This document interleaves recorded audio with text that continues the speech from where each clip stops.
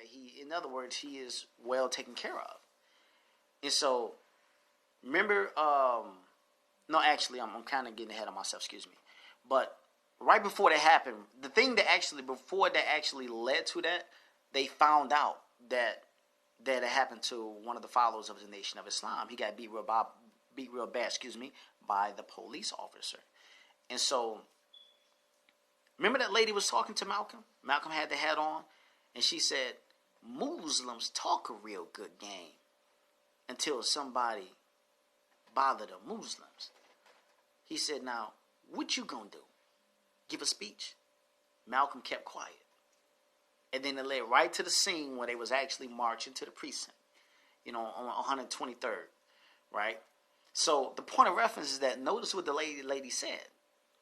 She said, Muslims talk a good game. That's what they used to say back then, Muslim. And that's where the term Muslim oil came from. It's a brother in Philly, I think he's in Philly. He got an oil business called Muslim Oil. You know what I'm saying? That term actually has a history because the Yorkie community or the Ansar Allah community, they used to call them Muslims, or they would say Muslim because they didn't know how to pronounce it. It went from Muslim to finally the correct pronunciation, Muslim. So when they would say Muslim, and then they would be walking around with the oils, and they're like, wow, where did you get that from? They say, oh, we got it from the Muslims, right? We got it from the Muslims. And then they started to get such a name for the good quality oil that there would be other people that would start selling the oil as well, and they were not Muslim. And they would sell the oils and they would water it down. The oils would be watered down. And so the people, they notice that the quality of the oils is not the same as the ones that they got from the Ansar Allah community, the ones to whom they used to call the Muslims, right? And so they should say, and then that's when that term came about called what? Muslim oil. That term Muslim oil actually came about was to let people know the Muslims had the good quality oil. The Muslims were the ones that had the good quality oil.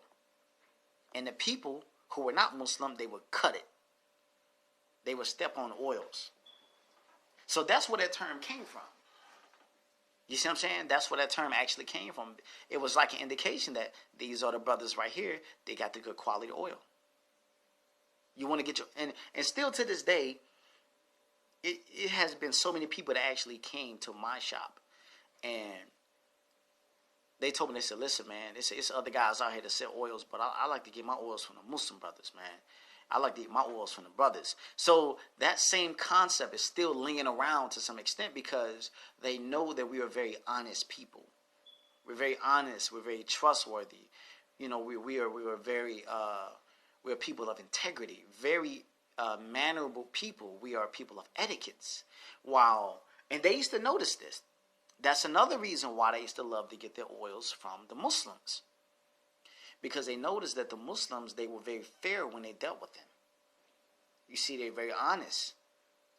And so, while the guys who were not Muslim, they would go and get the oils and they would do their thing to it. And the oils didn't even last long. And so, people knew that, okay, well, the Muslims were disciplined. And the other ones, they were not.